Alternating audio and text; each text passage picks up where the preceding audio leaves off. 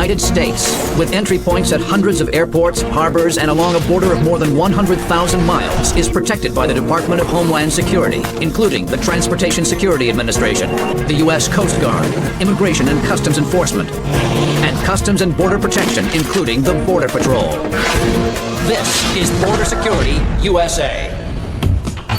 Falfurrias, Texas, a checkpoint north of the U.S.-Mexican border. It's heavily traveled by 18-wheelers hauling commercial goods from Mexico, and heavily patrolled by canine units on the lookout for illegal loads of narcotics. At about 12:30 this morning, the canine alerted to the presence of narcotics hidden in the trailer compartment of the vehicle. When the agents opened the rear of the trailer, they saw several pallets of onions. The semi appears to be carrying a load of onions, but agents know that looks can be deceiving. Los Angeles International Airport. Today, a woman connecting through here on her way back to Mexico City has raised the suspicions of Customs and Border Protection officers. She's returning from a brief visit to China, but the size of her bags don't measure up to the length of her trip. It's just too many bags for a short trip. As the officers examine her bags, they find what appears to be a large number of counterfeit garments. These kind of suits don't come in plastic bags, you know, and they don't come out of Asia. You know, these suits come out of Italy or out of Europe. Cierto número, ¿no? O sea, si hubiera traído como 4, le creo que es para su papá, para su familia. She probably has a store in Mexico that is just for clothing. Fake name brands are illegal, and she didn't really understand why, so I explained to her that there are laws that protect these companies. She said that they were for her friends. I mean, I've never seen somebody have so many friends, but, you know. It's clear that the traveler is transporting a large quantity of counterfeit clothes, but she's not taking the fall by herself. She's saying that she met this other passenger in a bathroom in China. They were on the same plane back, and now this passenger left her with all her merchandise. You know, we don't want to hold her accountable on the merchandise that's not hers. So now we have 2 officers looking for the other passenger. With more than 25,000 passengers going through the international terminal every day, the officers must work fast to find the traveler's alleged accomplice. At the Detroit-Windsor port of entry, Riyad Al-Husseinawi is traveling from Canada to the U.S. along with his cousin's family. They each clear customs. But Riyad, an Iraqi-born Canadian citizen, has some problems. You guys tell the guy up there on the line. When's the last time you departed? 4 months. 4 months? He has to register when he comes into the States and when he leaves as part of the National Security Entry-Exit reporting system that's been in place since 9/11. Well, in this case, sometime in the past, he didn't report out, so that made him in violation. So now he's going to be brought into secondary to make sure that he's still eligible to enter into the States. Travelers are allowed to bring in up to $10,000 of undeclared currency. When Riyad is asked if he's carrying any money, twice he says no. But when asked to empty his pockets, surprisingly, they're filled with cash. That 5,000? Yes. Cash, U.S. Yes. This is all yours? Yes. In this gentleman's case, he was carrying $5,000, and the problem with that turned out to be that on primary, he didn't declare it. You don't have to report less than $10,000. But if the officer asks you how much money you're carrying, you're supposed to declare it. The officer asked, the gentleman didn't say he had any money. Secretive about his money and only planning a one-day stay, suspicions deepen about this traveler's true intentions. In the rural desert mountains outside of Tucson, Arizona, Border Patrol agents have found that even with all the advances in modern technology, sometimes nothing can replace the good old-fashioned way of securing the border. One of the main reasons that the Border Patrol started going back to the horses was it's very mountainous. And they needed to find a tool to work these mountain areas that the groups were starting to cross through. Agents Bobby Shad and Don Huffman patrol the border on the backs of quarter horses. We're constantly watching the horses' ears when we're riding. Now, they'll see stuff they'll interest, and they'll flick their ears up. If it's aliens, they'll lock on them, and they'll keep watching them. A lot of times, you don't even have to ride them to the aliens. You can let them go, and they'll take you right up to them. Agent Huffman heads up high, while Agent Shad stays in the canyon. Suddenly, Agent Huffman's horse alerts him to sounds in the brush. I heard his horse. It just took off. Donnie, stay high. They're going up that real nasty cut. Donnie! The two agents are heavily outnumbered, and backup is miles away.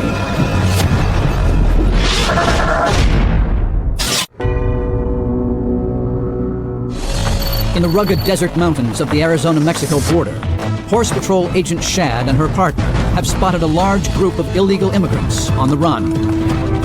The concern, can just two of them handle this potentially dangerous situation on their own? Hey, pásala aquí! Marita! Marita! Get over here! Hi! Pásala aquí.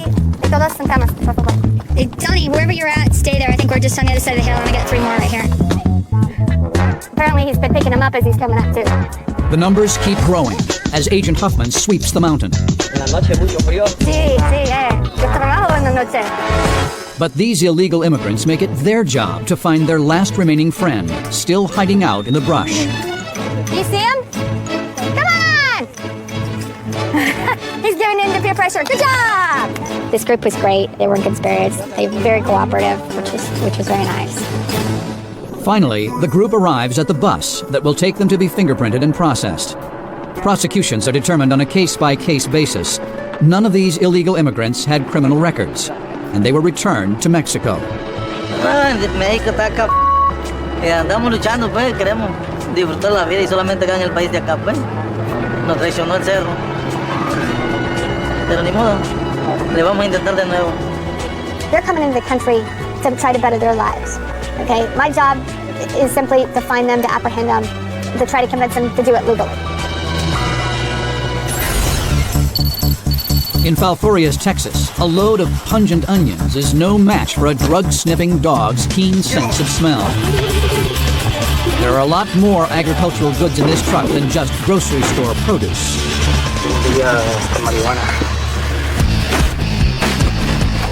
Produce is a common cover load.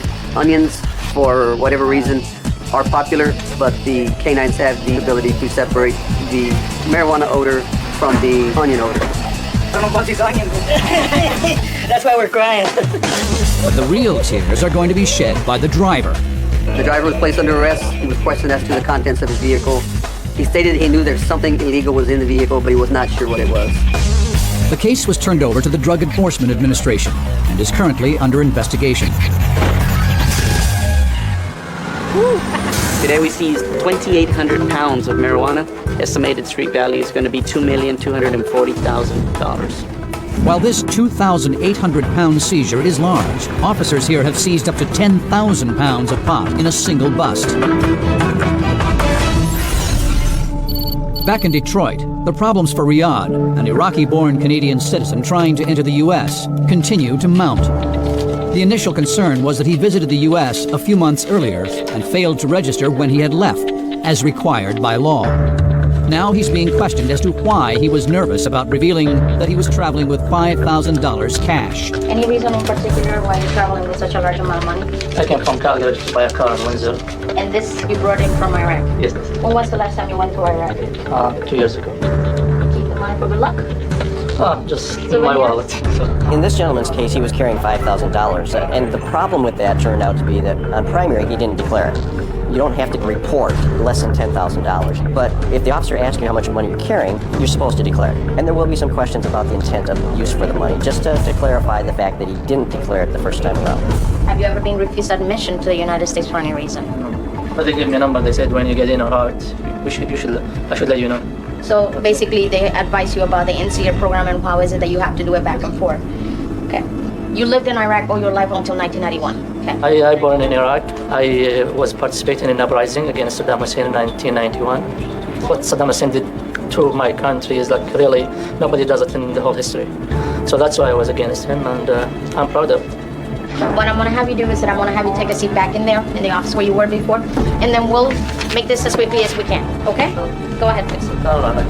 They're like, have a right to ask you like why all this stuff? Well, you are because I keep asking and nobody give me an answer why. And I know you're doing your job and you treat me with dignity, so I have no problem with that. But I mean, like I'm like in a bad image in front of my, because like what's going on? Why they ask? Why you're there? Like, I will try you to. know the people there. I will try to respond to your questions the best way that I can. But right now at this point, we're just conducting an inspection, and as soon as we can get you out of here, we will. Okay? Thank you very much. Just have a seat for me, please. After more than 2 hours of waiting, Riyad's cousin and family leave for home. Officers must still fingerprint Riyad and finish running a background check on him before deciding his fate. The individual in this case has been here for almost 3 hours now, and that's not really unusual with this type of an inspection, because as a part of the process, we're actually reaching out to our National Targeting Center in order to make sure that we have the entire story on this individual. As soon as they get back with us and we finish our part of it, we'll clarify everything, and we'll make our decision as to whether or not he'll be allowed to make entry into the United States. Finally, Riyad is cleared to enter the U.S. He's given back his $5,000, which he plans to use to buy a car. And he's allowed to join his cousin in Detroit. Appreciate your cooperation. Honestly, I feel they're doing their job. I support them to do this such thing because they want to protect their country. But I feel like I have a question why this happened to me, because nobody give me why. I want to find the reason why. Because it's so important that we know who's coming into the United States. Sometimes we have to detain people, question them a little bit longer, but in the end, we want to protect the citizens of the United States and make sure that nothing happens like 911. At Los Angeles International Airport, a woman stopped with hundreds of knockoff garments claims they're not all hers. Officers tracked down her supposed accomplice as she was trying to board her connecting flight to Mexico City. But as they question her about the counterfeit clothes, she's spinning a much different yarn. No, really, no, I don't know. She told me, put some baggage to your name because it's a lot of baggage. I said, okay, it's okay, there aren't any problem. And she said, no, it's okay. No manches, no son mías. O sea, ya me dijeron que es ilegal y que eso no está bien. Okay. Whose bag Cada is this? quien, señorita, ¿de quién es esa bolsa? Mía no. As soon as the young girl was brought, I see that the young girl is way more distraught than the older lady. And when they had their confrontation, at that point is when I thought, I think that the older lady is lying. Nos está mintiendo, ¿no? Y tientes el corazón con la otra muchacha, señora, se está mintiendo, ¿ok? Nosotros estamos aquí para ayudarla. Ella, sí la conocí, pero pues no, es nuestra primera vez que venimos. Ella trabaja conmigo, las dos, pero nosotros... Okay, they're both lying. Buffalo, New York. A popular port of entry for Canadian travelers coming to the U.S. for a day of shopping or a night on the town. But it helps to know why you want to cross the border and where you're going. They were sent over because they told the primary officer they were going shopping, and their story didn't make sense because they didn't know any of the names of the stores they were going to. They seemed very nervous, so she felt like they were guilty of something. What do you guys have in the car? Nothing. There's a lot of junk in the trunk, that's about it. Junk in the trunk. Junk in the trunk. Is this your car? It is. Well, my mother's, but... Do you have anything on you, any weapons or drugs or anything? We're going to go through the car, so... Yeah, that's fine. Will you tell us anything? No, no. The driver seems awfully confident that once officers check out the junk in the trunk, that it'll be clear sailing into the U.S. Their car is brought into secondary inspection, and the search begins. Dog alerted on the center console in the vehicle. I went into the center console and found the green leafy substance. Looks like someone forgot about the other junk they left lying around the car.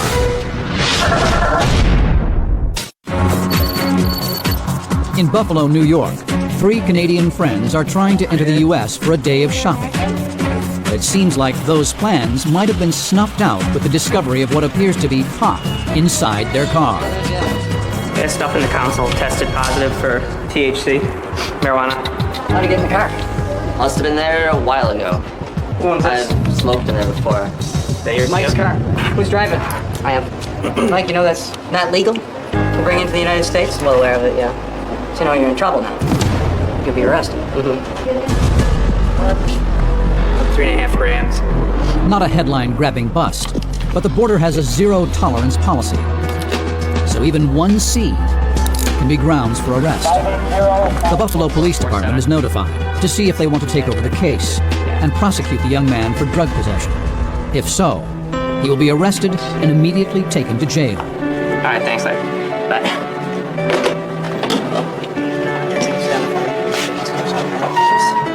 The prosecution was declined for today for it. So they released him. You're going to be charged $500. That's fine. Okay? In lieu of going to jail and being arrested. The three friends are sent back to Canada. Their plans for shopping shelved until next time. So this is your one and only one-time break. Okay? I hope you do the right thing with it. Well, sir, my heart's still racing.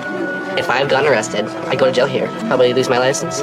Wouldn't be able to drive anymore. I don't think I'll tell my mom, though. Take care. Get my lesson. Meanwhile, at Los Angeles International Airport, the blame game continues between two women traveling from China to Mexico through Los Angeles with a huge amount of counterfeit clothes. Each claims that most of the bags belong to the other. Okay, they're both lying. They're both lying, okay? Yes. Now, They know each other. They know each other. They work together. Okay, they work together Yes. now. She bought clothes to buy it, to sell at her store. So she's saying that pretty much this is all their stuff together.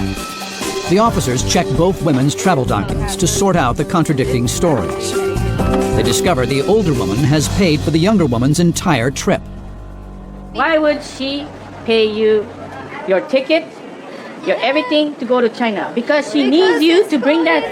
Because she needs you to bring that in. She wants holiday because she wants. Don't say once go alone. I just kept telling her, we don't believe you, we don't believe you, we don't believe you. We know that you paid for both tickets. And then I just threw it out there and said, and you also paid for all the merchandise. And then at that point she said, yes, I did. She just admitted that she's everything, that she's innocent. You made me run all the way over there for nothing. I'll give her the stiffest penalty she can get. I didn't know that was illegal. I asked her and then she told me that it's okay. These 2,034 pieces will be sent to our seized property center. From there, it depends on them. They're gonna be allowed to go home today. We seized the items, so they won't be fined. We're gonna call the airline right now, okay? They're gonna come here to assist you on the flight. In my personal experience, I had never seen a seizure that big. The older woman was not fined, but all of her fake merchandise was seized. Its street value, more than $250,000. The younger woman was completely cleared of any wrongdoing. Detroit, Michigan. A family is being questioned by CBP officers as they try to re-enter the U.S. from Canada. They weren't planning to be in Canada today, but they ended up north of the border when they made a wrong turn. It's a turn that may change the course of their lives forever. A lot of people are getting turned around by the construction on the bridge and accidentally making their way to Canada or almost to Canada. Initially, when I approached him, he said he didn't have any identification. Once at the booth, once on primary, he produced an identification card. That identification card was ran through our enforcement database, and he came back as a warrant for his arrest. The person was placed in restraints and then escorted into secondary so we could verify his citizenship. Put your hands up on the water. ¿Qué tanto tiempo están viviendo aquí? Eres como 4 años más tarde. One child born in the United States? Yeah. Yeah, one born in Guatemala? Yeah. He has a Michigan driver's license. She has an Ohio identification card. While examining the suspicious documents, officers uncover something troubling about their past.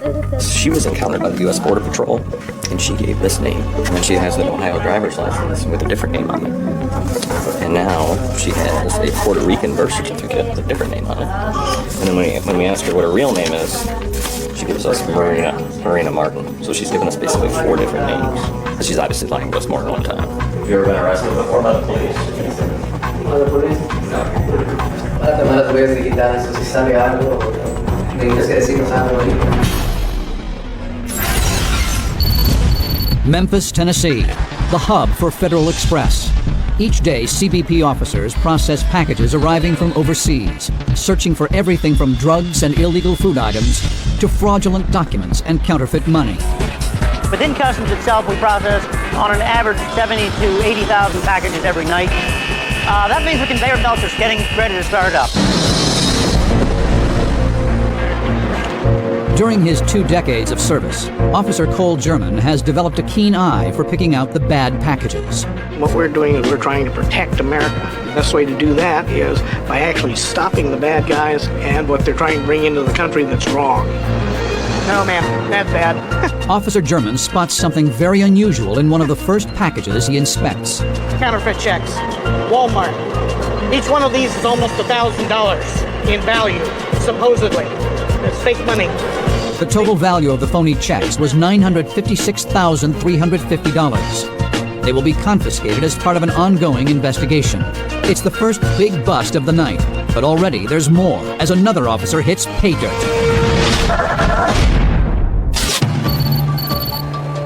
At the FedEx hub in Memphis, Tennessee, a CBP officer is surprised to find bundles of $100 bills in a FedEx package he's inspecting. His first hunch? It's counterfeit. I don't see the magnetic strip that you would normally see, and then just the feel is all wrong. It's either counterfeit or a seizable quantity of cash.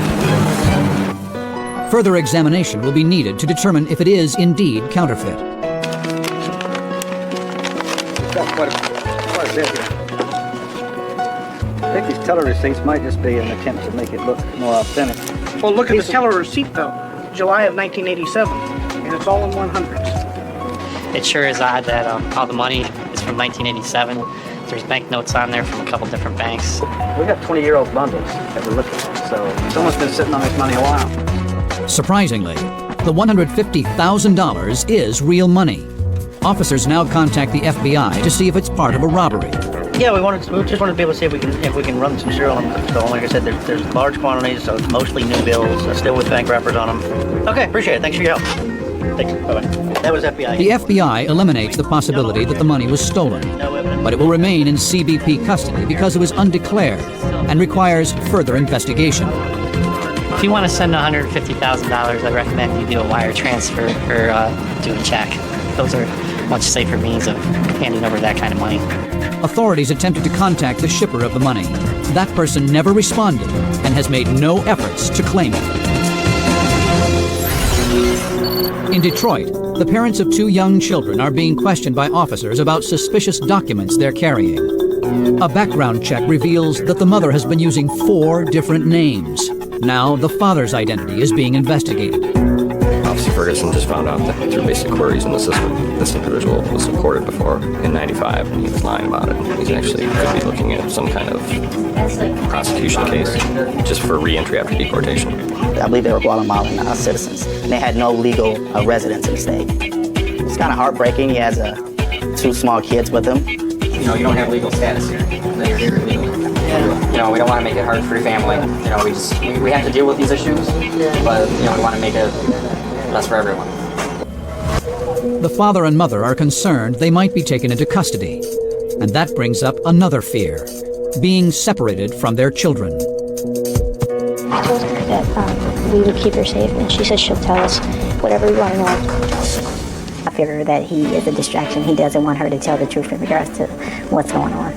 But she's just concerned about her kids. We're going to talk to them individually to see if we're going to come out with the same answers or different answers, because her boyfriend is not giving us the truth. He's just telling us what he wants us to know. Miami Beach, Florida. Late night. A Coast Guard unit on routine security patrol receives word of a small boat in distress. As they race to the scene, they brace for the unknown. We got possible distress vessel just south of Rickenbacker, which is the bridge right over there. Off our port bow, station 20. You're going to be looking for a 23-foot yellow boat. We're going to do it, Gordon. Get line on it, please. We're in very shallow water here, Alfie. They have their anchor down. This is Pedro Samuel, Coast Guard Miami. There's 3 Latin males. Apparently, their boat went adrift off of Rickenbacker. These 3 guys jumped in the water and swam out to their boat. They were with some people who were on the beach over here. To make matters even more confusing, the man claims that his family is stranded in the ocean. Just then, a radio call and a report of a large group of people rescued from the water. Another boat over there found 16 people in the water. Roger, let's rendezvous with my vessel. Turns out the 16 people saved are the man's family members. They were on a sandbar when the tide started quickly rising, trapping them. Mira. Please. Calm down. Very weird case right here. This guy's got a possible warrant for his arrest. Lee County Sheriff has a warrant for failure to appear for a grand theft auto at a construction site. Back in Florida, a vessel in distress call is about to get a lot more stressful for the owner of a boat who put out the SOS. Lee County Sheriff has a warrant for failure to appear for a grand theft auto at a construction site. All right. Thanks for the information. We're going to bring them in the dinner key right now. I guess Customs, quite a few people want to take a look at these guys. So there's just too much going on with this situation. It's not a comfortable situation. So we've got Customs and local PD going to meet us over here at Dinner Key. Local police question the man. No he estado en ninguna otra parte de Florida. En Orlando,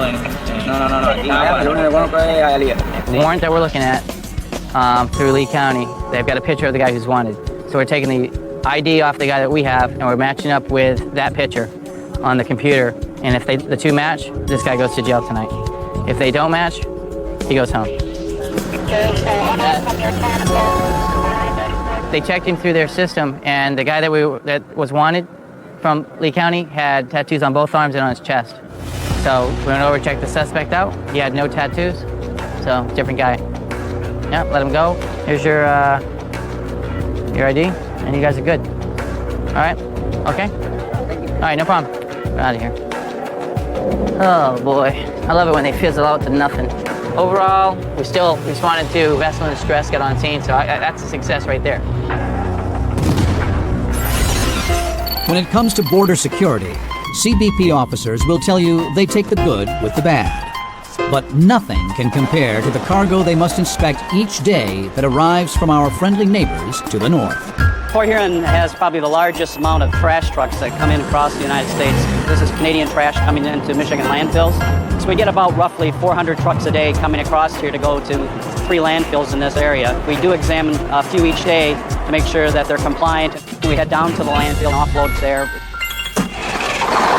Let's get this one gone and get down and dirty. This is probably the worst job there is in Customs, I think. Being at these landfills isn't fun. I'd like to say we've never found anything coming out and doing this, but I can't say that. We have hardened up paramedics.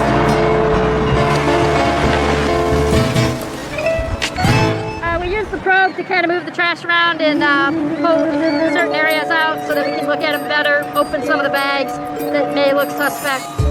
I've been doing the landfill runs for about 5 years now, so I've watched this hill grow. My ultimate goal is my parents don't live too far from here, and I'm hoping to see their house eventually. So. It's dirty, it stinks, but it's our job, and we're trying to protect America doing it.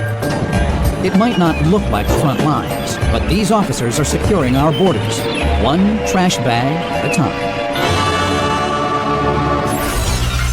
Back in Detroit, a family's future is filled with uncertainty.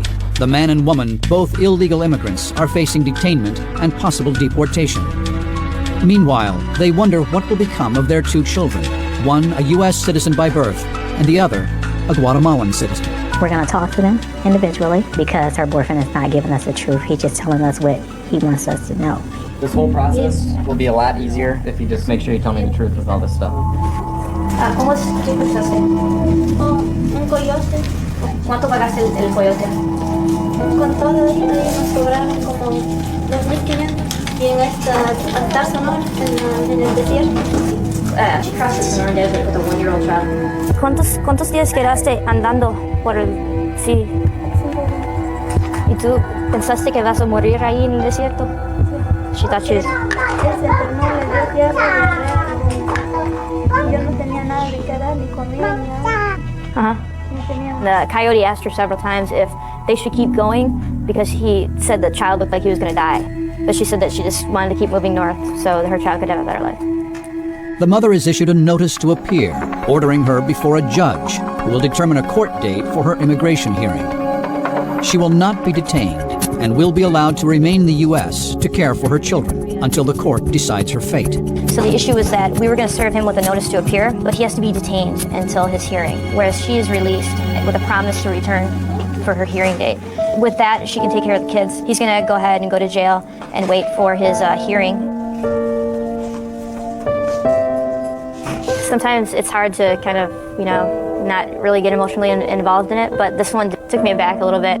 I mean, he could end up back in Guatemala and she could be here with the kids.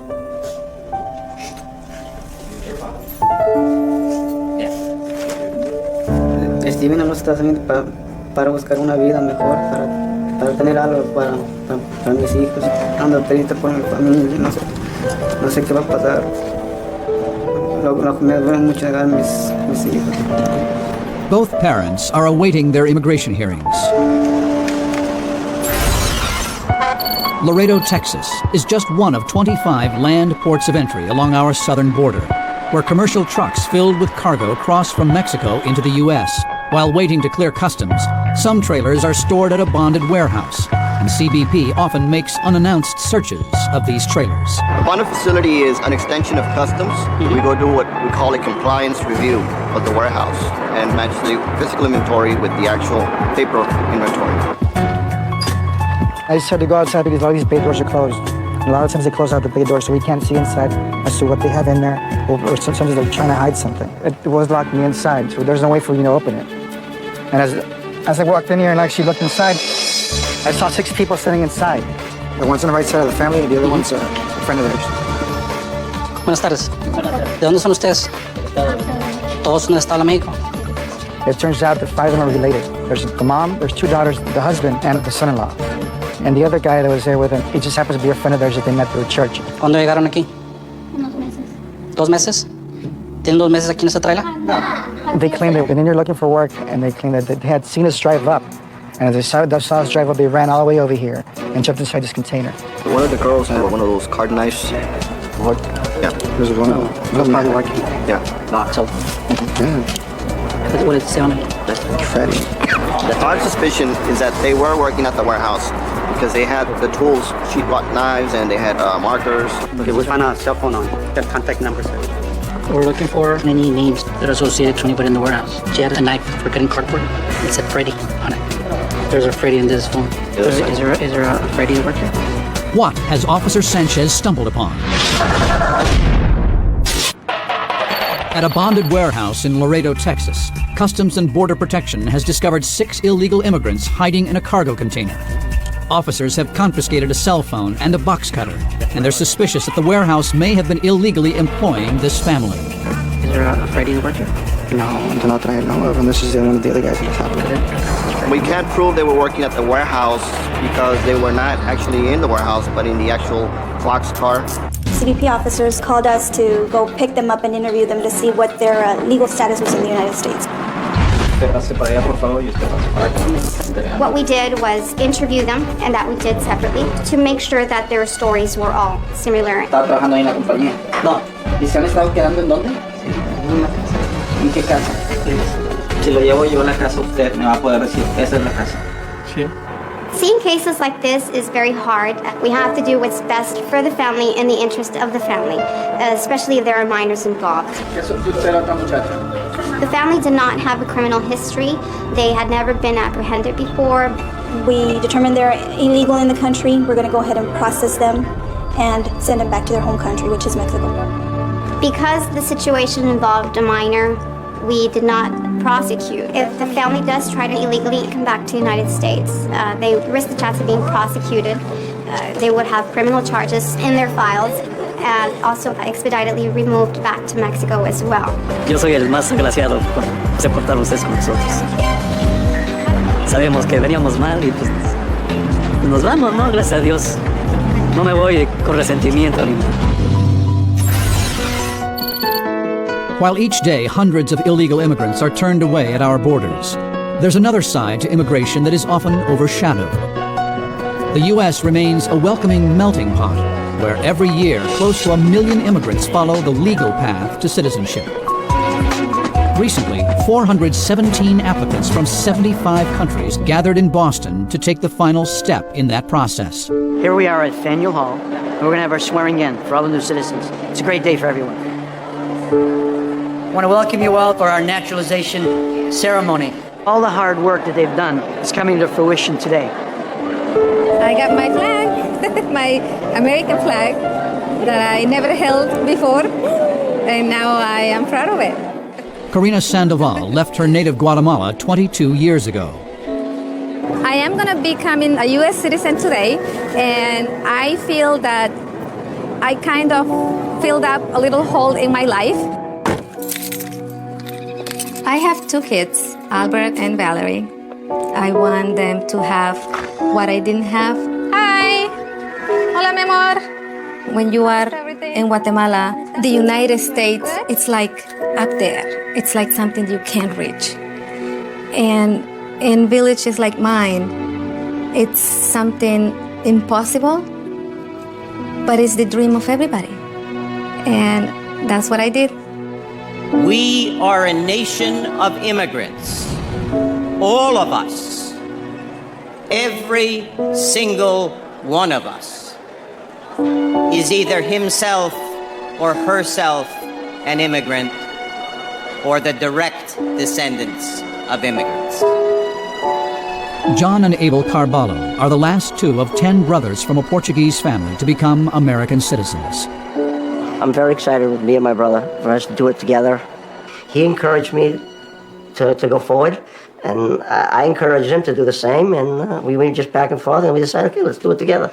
Applicants for citizenship, please raise your right hand and repeat after me. I hereby declare on oath that American dream. This is pretty much the final piece of the puzzle that I wanted to fulfill. It is my especial privilege, and I mean this from the bottom of my heart, to welcome you to citizenship. You are what makes this country great.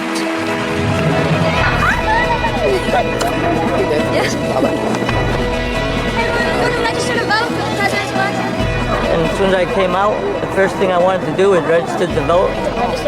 Did you get another one? Absolutely, yeah. I always dream of voting. This is going to be the first time, and I will vote. I will make the count. You did it. Finally, you did it. It's like almost like a